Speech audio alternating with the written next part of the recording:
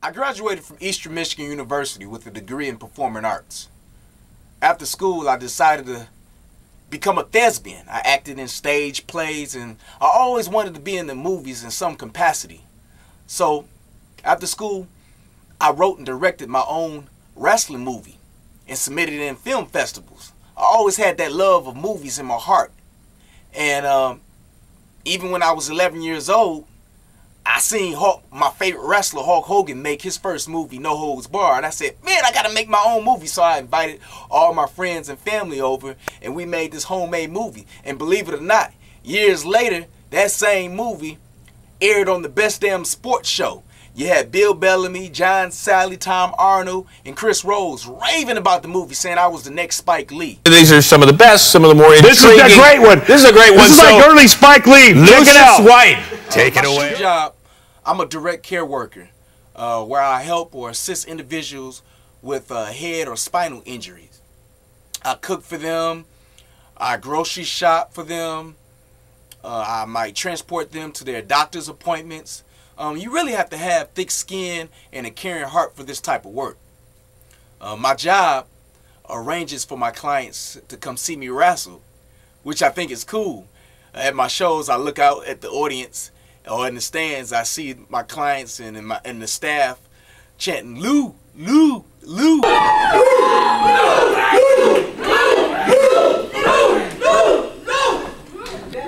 Lou. That touched my heart to see that I have that much effect on people and my clients for my job to arrange for them to come see me at my shows. When I'm not wrestling or working my shoot job, I like to be in the gym. I like to hit the weights, staying in shape. Man, I'm a gym rat. I got to stay in shape. You know what I mean? 4 or 5 days a week, I'm in the gym working out. I mean, that's what wrestling is about, man. You got to look good. You got to look the part, right? Yeah, but I'm in the gym constantly, you know, in the gym. I love the camaraderie, and I love just staying in shape. Because, when you look good, you feel good. And I feel good. Other things I like to do is when on my off time, like I said, when I'm not wrestling or working my shoot job, I like to spend time. I'm a family man, and I like to spend time with my nieces and nephews. And my nieces and nephews look up to me. I got a 3-year-old nephew that look up to me. His mother, asked him what he wanted to be when he grow up. And he said, I want to be like Uncle Lucius. Lou. Let's see, after college, when I graduated from college, and the acting thing wasn't working out for me, and the thespian thing wasn't working out for me, I just said, man, something is missing, and I need to go back to my roots. I need to go back to my first love, and that was wrestling. I found a wrestling school, trained for like 12 weeks, and when I got into wrestling, I seen the ups and I seen the downs in professional wrestling, and I know no one's gonna hold your hand. If you want to be successful, you gotta go out there and get it on your own. My first year in the business, I started off wrestling veterans like Jimmy Jacobs from the Ring of Honor and Tyler Black from the Ring of Honor, now with the WWE.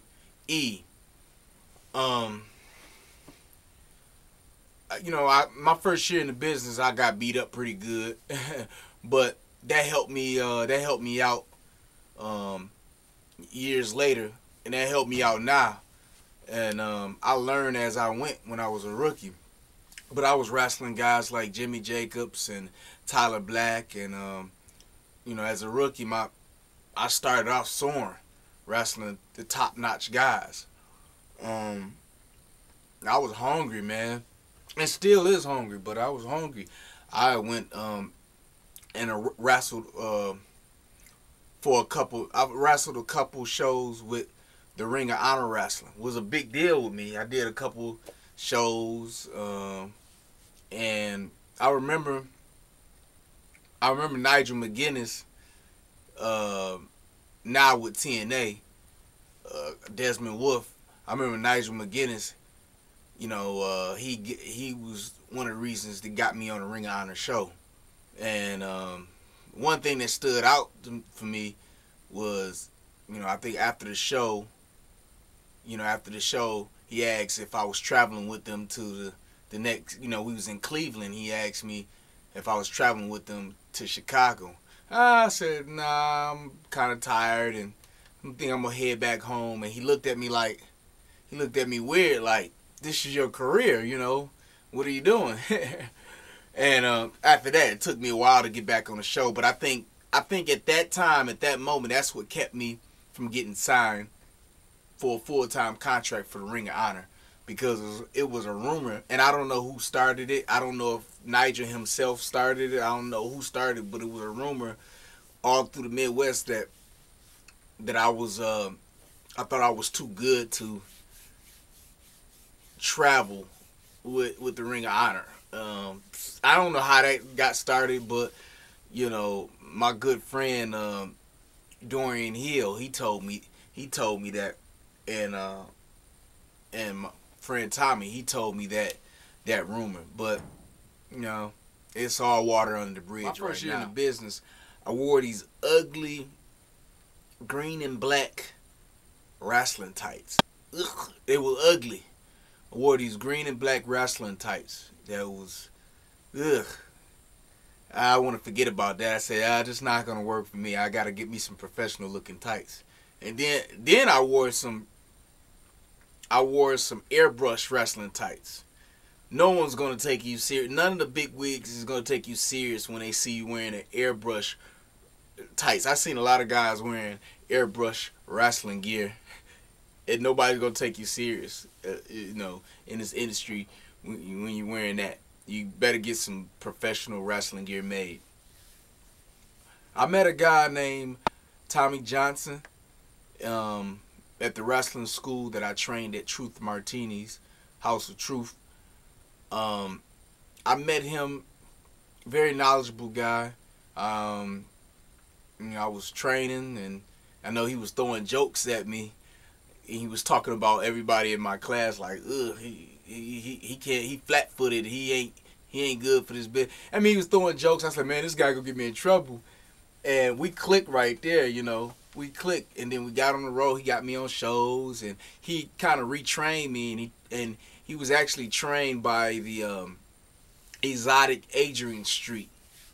Tommy was trained by the Exotic Adrian Street, and Tommy taught me everything. Well, not everything, but he taught me what he was learned from Adrian. He taught me that wrestling could be fun. He taught me that the Southern style of wrestling. But this guy he's been around. He got double-digit years in this business. He wrestled with big names like Rock and Roll Express. He's been around, and he makes wrestling funny. And then I watch his matches, and made it so simple. We bumped heads. My first year in the business, I was using his wrestling move, a signature move of his, where he has the guy on his shoulders, and he spin him around, and boom, kind of like a stunner. But I was doing that. He didn't know until I told him I was doing that move, and he was upset with me, and that kind of hurt me. I felt like, oh, that was wrong, And we got over that.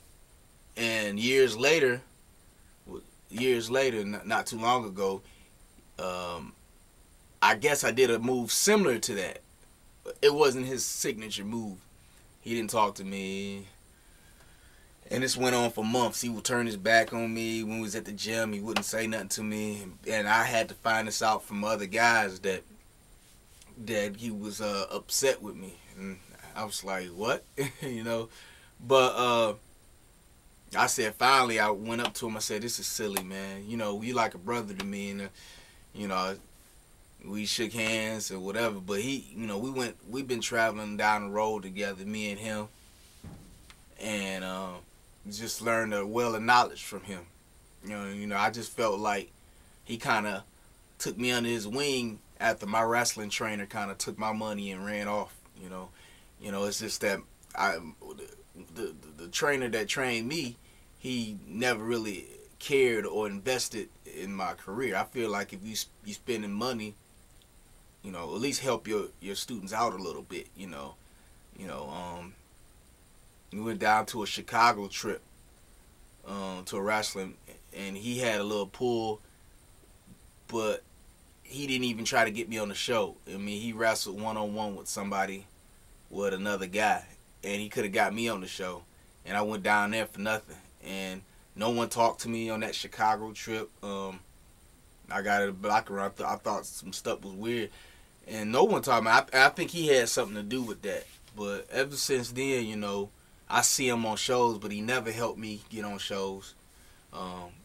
My trainer never helped me get on shows or anything like that. I've been doing it on my own, and I got a steady job, and I'm still fighting. I'm still fighting to get that full-time contract, either with like a WWE or TNA or Ring of Honor, somebody. But I love to, wake up in the morning knowing that I'm wrestling for a living, because I've been loving this business for the longest, man, for the longest.